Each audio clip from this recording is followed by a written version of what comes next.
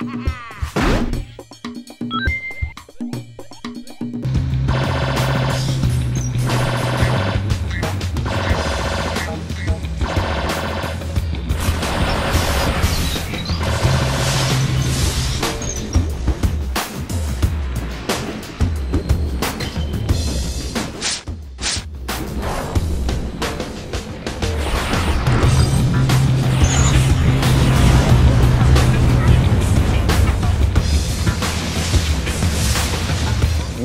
of the series that Thomas has been ranting and raving about for a long time is the PixelJunk series, which has also been around for a while now. Hey. And it's once again time for a new game.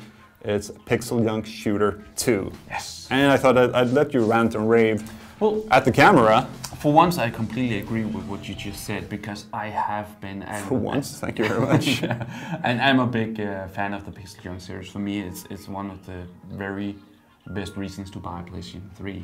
And that also goes for the first PixelJunk game that more or less just did everything I wanted a game to do from, or that sort of game to do.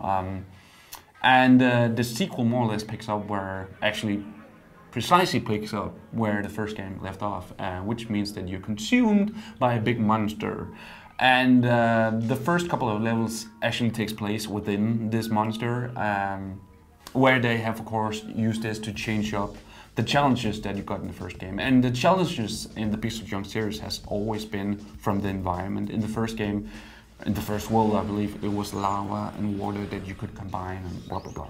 In this game, it's the whole challenge aspect is mixed up with new kinds of elements, of course, because it now takes place inside this monster, and it just works. But what is actually so?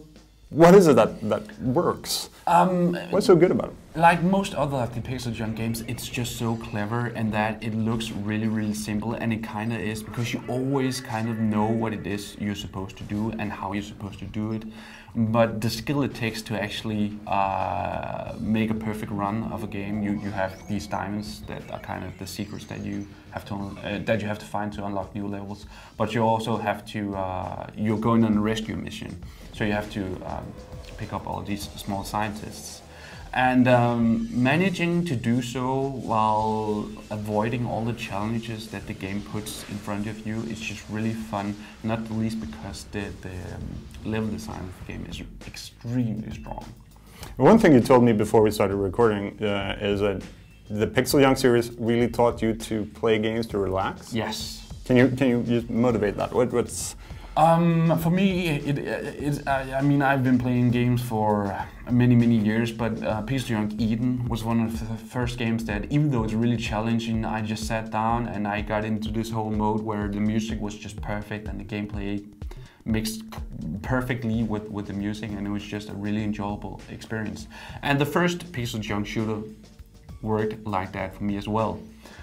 Unfortunately, I can't really say the same thing about the sequel, because the difficulty has been turned up pretty high actually compared to the first game. And that means that there were several levels that I had to try again and again and again and again and again. Most often because there was just like one little enemy or one little challenge at the end of the level that actually killed me. And I don't know if I want to call it unfair, but it's certainly more punishing than the first game, and it's certainly a game that you will have to have a high level of tolerance to play. But that's a bad thing with the PixelJunk games? I would say so, but then again, that's a really individual opinion, because I like to play the PixelJunk games because they make me relax, while also being chock full of amazing gameplay and visuals and even more insane music.